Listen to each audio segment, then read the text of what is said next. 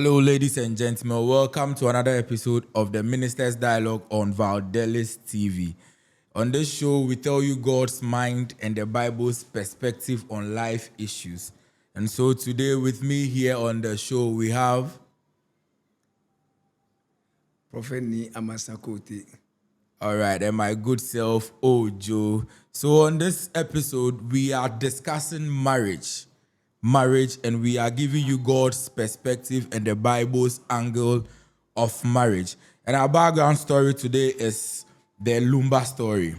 I believe we all know about the trending issues concerning Daddy Lumba, and I'm sure my good prophet is also aware of the trending issues. Yeah. Somehow, I know. Exactly. Lumba is a global icon, and so I believe the news is out there. And so, for a little bit of background, Daddy Lumba passed on the 26th of July this year, and as big as he is, his funeral planning has been going on for some time now, and there's been one or two disputes along the line. Yeah. And so, there were a lot of things in contention. Yeah. But a lot has been cleared. And the one that is still in contention right now, hit very, very, very, very hot issue, is who is going to be the widow for the late Charles Kojo Fosu, aka Daddy Lumba. And if you look at this, it all comes down to marriage, our topic for today. All right. And so, before we go into God's perspective and the Bible's angle of marriage, where the prophet will lead us, there are two women who are contending to be the widows of this great man. Everybody claims to be married in their own way, traditionally by ordinance and the whole lot. People are taking sides, people are forming alliance and all of that. The law will take its course, but we want to know God's mind. We want to know God's purpose for marriage, God's intention when he instituted marriage. Right. And so, without much ado, we'll go into it. And Prophet, Yeah. once again, welcome to the show today. Thank you very much. You're Thank welcome. you very much. You are looking very great. Thank you, you too. Great. God Your bless smile you. is contagious. Amazing. Thank you very much. So let's go on today. So, Prophet, what is marriage? All right. So when we are talking of marriage, then we are talking of two things. There are two things involved in marriage. So first, we have marriage as a divine institution. So what I say? Say, a divine institution, and then it means it was formed by God himself. Okay. For the first time in the Garden of Eden. When God created man, there was no woman. And, God had to bring a woman to be a helpmate. And basically, from the divine perspective, it means it was created by God himself. Sure. Then we come to the legal terms, which means apart from it being created by God, and we are living in a human institution. So if you are getting married, then there must be legal terms within the marriage. So that I see it. There must be a legal agreement in the marriage. So in the two perspective, then we have the divine and then the legal. Okay. Right. So since we want to know God's mind, let's take it the Christian way. Right. What is marriage according to the Christian religion? Okay, so marriage is the union between a man and a woman. According to the Christian religion, marriage is basically a union between a man and then a woman. The Bible says that for this cause, a man and a woman shall leave their parents and come together, and they shall become one flesh. So in our Christian perspective, a man must leave the father and the mother and then cleave with the woman, and then they become one flesh. So that thing becomes a union. You see, marriage is a covenant. Do you know marriage is a covenant? Sure. Yeah, marriage is a covenant. So that covenant is before God himself, and it need not to be broken. All right, you can't. That's the reason why. Have you ever gone to a wedding before? There are things that the priest or the one that is officiating the marriage it says, and then the people repeat after them. You see, most of the time these things we don't take them so serious, but Charlie, they are very serious words that we need to take them. And there is one aspect I love so much. It says that do you promise or do you vow to take this woman as your lawfully wedded wife till death do both of you apart. Yeah. And then we all respond, Yes, yeah, I do. yeah. You understand? Yes, I do. Some people even say, yes, I do, I do. You know, but it's a very serious thing. And when it gets to that stage, you cannot play with it because it's a covenant. It's a covenant. It's a covenant, and we need to respect it. I see.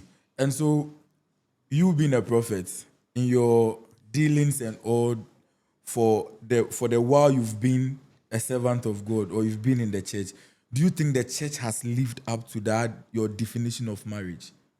Well, you know, in everything that you will do, there are problems. You know, in this world, you can never do away with problems. You know, in one way or the other, problems are part of our human race and it's part of our human life, and you can never take it out.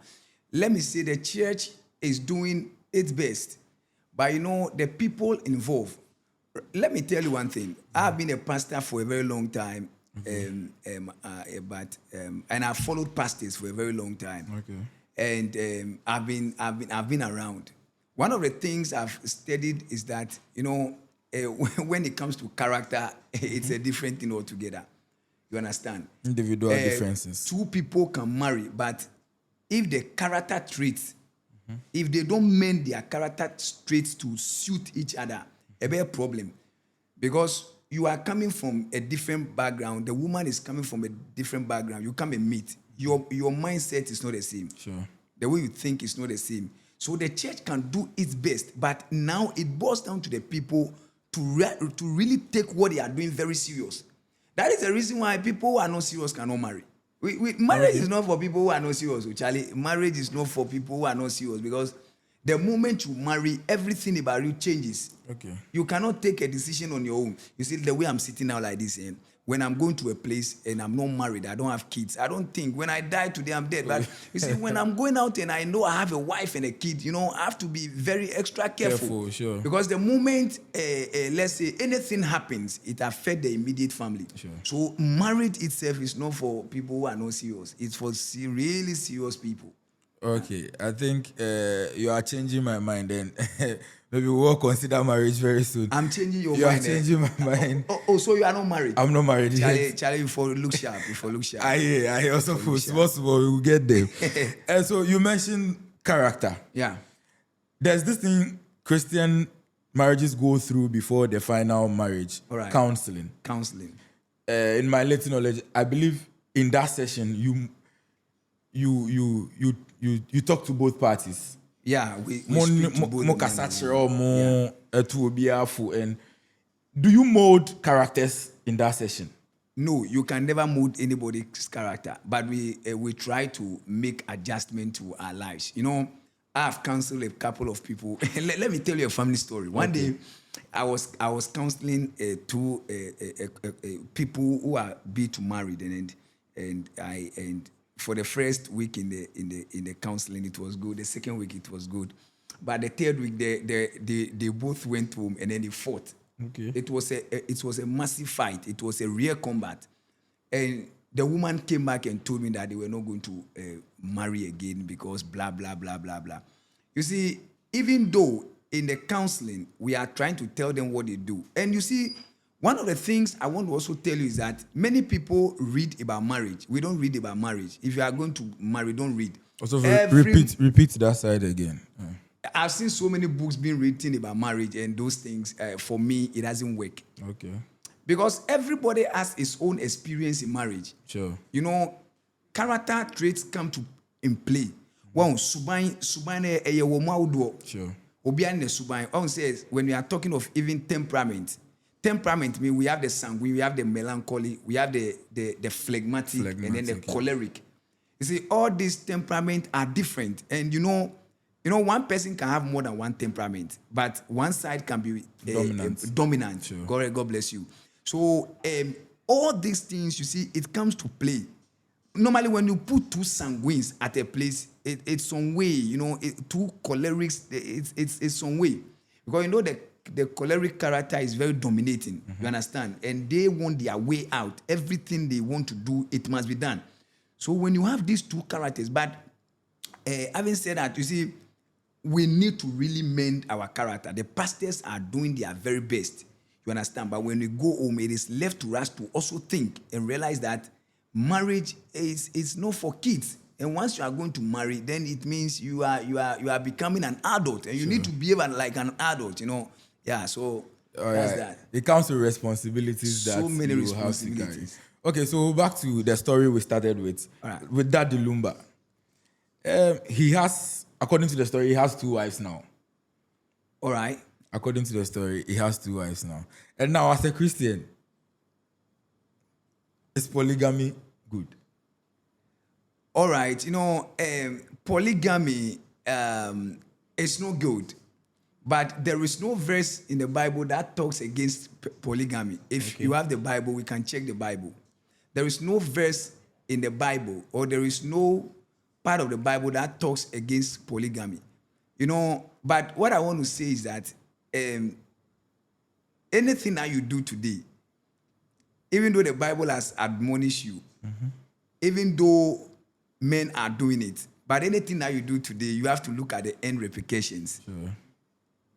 You see, the word polygamy is not an easy task. If you want to marry 2, Charlie, it's easy. It's easy. You see, the Muslims, they say you can marry 2, but they have some conditions. Yeah, that only if you can look after the both women equally. If you are capable. Yeah, it should be equally. You understand? But for me, Charlie, to become polygamous, it means, Charlie, you will lie. You have to lie. Because how do you convince 2 women and live with them? You lie. So for me, I think it's deadly. Nobody should try that thing. Deadly. Nobody should try it. Yeah, because to make one happy, you have to, if I get you clearly. You have to lie. So, okay. Yeah, you have to lie. To make the other one happy. Yeah, you need to lie. I'm asking you a question. Can you date 2 women without lying? Also, no. You will eventually lie. Yeah. Yes. So anybody who date 2 women and marries 2 is a liar, This is Or controversial. my audience, you're not getting me. This is controversial. My audience, are you not getting me? Anybody who marries 2 is a liar. Oh no, but when it comes to marriage, it sounds controversial. But why would you be a liar? Because I think both parties know they are wives. They know that they are both wives. Yes. But do you think they are happily going to live together? Depends on who is coming in second. And do you think the second will be happy? Do you think the first will be happy? We'll leave it for the polygamous ones to decide. Okay, so also with Lumba'S matter, the problem, the actual problem is the first wife. There are rumors that she left the marriage and all of that. And so now, the matter that is making people take sides right now is that, all right, she started the journey. All right. And from the look of things, she abandoned the journey on the way. Because I believe, like you mentioned, marriage comes with responsibilities. Yeah. As a husband, you have to be responsible. As a wife, you have to be responsible, and you live up to your responsibilities. Yeah. I believe there are things you need to do as a husband. There are things you need to do as a wife. All right. And so with this situation, she has been away for a couple of years, let's say 10 years plus. That's one of the wives. That's one of the wives. Okay. She's been away for, let's say, 10 years plus. Right. And there's another one who's been present for those 10 years. The other one was away. All right. Having kids, cleaning the house, feeding, doing everything, let's say, a wife would do. Charlie. And so that we won't be quick to judge or say who is a wife, also for who is a wife. He that finds a wife finds a good thing and obtains favor from the Lord. A wife is a helping mate. You understand? A material that can push your vision to come to pass. A wife should stay close to you, because there is a saying that behind every successful man there is a woman. You understand? So a wife should always stay next to you. A wife should always defend you. A wife should always be there for you. You have to share your sorrowful moment with your wife. I'm a pastor. When we come to church, there are so many people that comes to me, but the most important person in my life is my wife, because when the church, everybody will love you, but when it happens, At the end of the day, when it becomes worse, it is your wife that will cry most. So a wife is a helping material, and you should stay close, and stuff like that. You understand? a wife is a helping material. Yeah. Means ejuma won There are a lot of responsibility when you're a wife. a lot.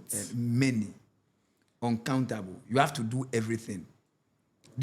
Should I tell you some of the things that you have to do? Tell me some. Yeah, there are so many things that you have to do. There are so many things that you have to do. Anything your husband asks you to do, either in bed, either in the kitchen, either in the living room, either in church, you cannot run away from your wife, a wife responsibility. You understand? Yeah, anything your husband asks, you need to be there and you need to do it. So it makes it very serious. Getting to the end of this conversation, I'll put you on the spot. But before that, with all what you've said, and now, you need to be present to perform your duties. Yeah, you must. You must be present. Yeah.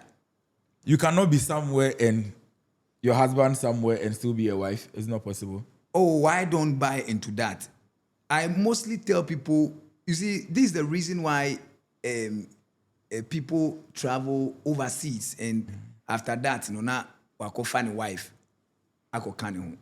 So who says CDBR? Yeah, sure. Why not so to kwaya and chebi na be fa wife ako kan, because you see, to live a distance marriage is very dangerous. A distance marriage is not marriage. It's not marriage. You see, Also for you are taking sides too. Distance marriage is not marriage. I'm talking from you see, the Christian perspective. Okay, sure. You understand what distance marriage can bring, the negative effect that it can bring. Because I know our men, it is difficult for a man to sit down, somebody who had been married before, somebody who had actually had sex before. It will be difficult for the person to live away for 1 month, 2 months, 3 months. Can you imagine some people live 2 years without their wives? Mm-hmm. Do you think it's possible? No. I know you have been asking these questions all the time. Yes. Yeah. Do you think it's possible? For me, I don't think it's anything to go by. It's difficult. So, living away from your husband, living in 2 different countries whilst you are married is very, very dangerous. So the presence of a woman as a wife in the home is it's non-negotiable. Why did I marry you? I didn't marry. That's the reason I said, for this reason, a woman shall leave. It means when you marry, you have to leave your parents. It's even very bad for that a woman is married and you are living with your parents. No, I will not accept that. Sure. Even if there are problems, you should be able to stay with your husband. If it's not a domestic abuse and these are minor problems, you should be able to stay in the home and solve it. That's the reason why the man brought you home. I see. All right. So, ladies and gentlemen, so far, I'm sure you've heard all what Prophet Nee has said concerning marriage. If you are already married, be assessing your marriage. If you are indeed married, and if you are thinking or preparing to get married, I'm sure you take 1 or 2 from what Prophet Nee has said so far. So, Prophet, going on. All right. The judge said the matter will be decided on the 25th of November. That's the only outstanding matter for the funeral to go on. All right. If it delays, the funeral delays. Yeah. Now, let me put you on the spot. Would you take the wife who was absent or the wife who was present? Talking of, do you want to hear my final judgment? Or Yes. I want to see if the I should team be on you the are side of joining. the judge. Yes. Marriage. Let me not cut you, but it should, based on the scriptures, our tradition, your emotions, societal thinking, values and everything combined. All right. If I'm considering such a case, you understand, let's even move away from our dear daddy Lumba'S. Sure, Let's bring sure. it home. That if such a thing has happened, you understand, in our homes, how do we decide? You see, marriage, one, it's not a union between only the man and the woman. It's a union between both families. All right. So it means before you marry, the family, this is the reason we have something that is called knocking. Have you heard of knocking Sure, before? knocking. When you are going to marry, you go and do knocking. Knocking in our Akan language or in our local language, we call it kokoko. Yeah, kokoko. The kokoko means that if they are looking for the woman is in your house. So if the mother is looking Also for for the me, woman boy, because kokoko, why bear 5? with different women, Different. It's not a serious guy. Okay. And that is not even marriage. I'll tell him. That is not even marriage. He said you are going to tell him. That is not even marriage. You understand? Okay. Kokoko is no marriage. You are just trying to create an awareness that you are with the woman, or the woman is engaged, or the woman is ready, or as a can force will be a sonimu and now will be inside so. So what I say. So that one is no, and it's a union between. Marriage is also a union between two families. It means both families must know the man and the woman. You understand? Sure. They also call wasifi yenemo say asimesini yenim say Pastor Maxwell Smith Jr. ononi yenim say what do you call it?